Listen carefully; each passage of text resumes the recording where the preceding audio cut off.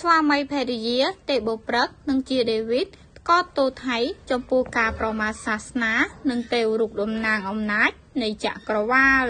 បន្ទាប់ពីកងទ័ពថៃឈ្លានពាននឹងបានវាយកំទេចរូបសំណាកទេវរូបវិស្ណុក្នុងដែនអធិបតេយ្យភាពកម្ពុជាបានធ្វើឲ្យពិភពលោកក៏ទោសជាខ្លាំងក្នុងនោះដែរគូស្វាមីភរិយាតារាចម្រៀងលោកជាដេវីតនិងទេបព្រឹកបានធ្វើការថ្កោលទោសយ៉ាងខ្លាំងចំពោះទង្វើរបស់ថៃលើវិស័យសាសនា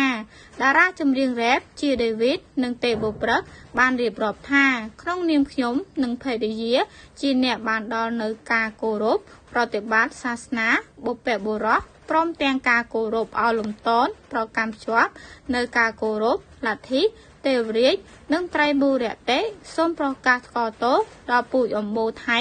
ដែលជាអម្បូរនៃឃាតករសាសនាការប្រមាថចំពោះទេវរូបដែលតំណាងឲ្យអំណាចនៃចក្រវាលទោសនេះនឹងឆ្លោះធ្លាយធ្លាក់ជាភ្លើងធ្លាក់ចំកណ្ដាលដួងកែវបិសាចនៃអម្បូររះថ្មើរយ៉ាងប្រកបជាជានាពេលដ៏ខ្លីខាងមុខដោយអំណាចនៃស្ដេចអាថ័ន្តបុព្វបុរសនិងកំណត់ជោគវាសនាជនទាំងនោះឲ្យជាប់ក្នុងវាល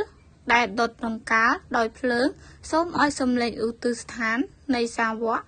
ទូទាំងទ្វីបដែលបានដង្ហើយសូមដល់ទ្រង់សូមឲ្យមានអានុភាពកំទេចពុយសាសដែលបានកំទេចនៅរូបសំណាកដែលបានប្រតិស្ថានទុកជាទីគោរពប្រតិបត្តិដ៏ខ្ពង់ខ្ពស់បំផុត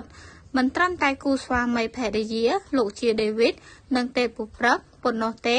ដែលចេញមុខថ្កោលទោសចំពោះទង្វើអាក្រក់របស់ថៃ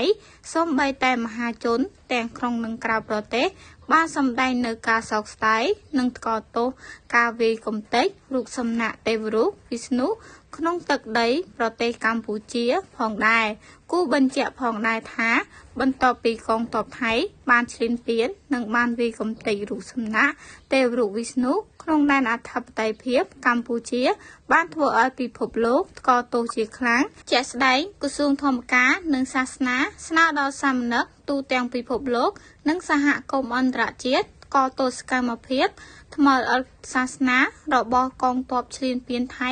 ដែលបានវាយកំទេចរូបសំណាកទេវរូបវិស្ណុក្នុងដែនអធិបតេយ្យភាពកម្ពុជាក្រសួងធម្មការនិងសាសនា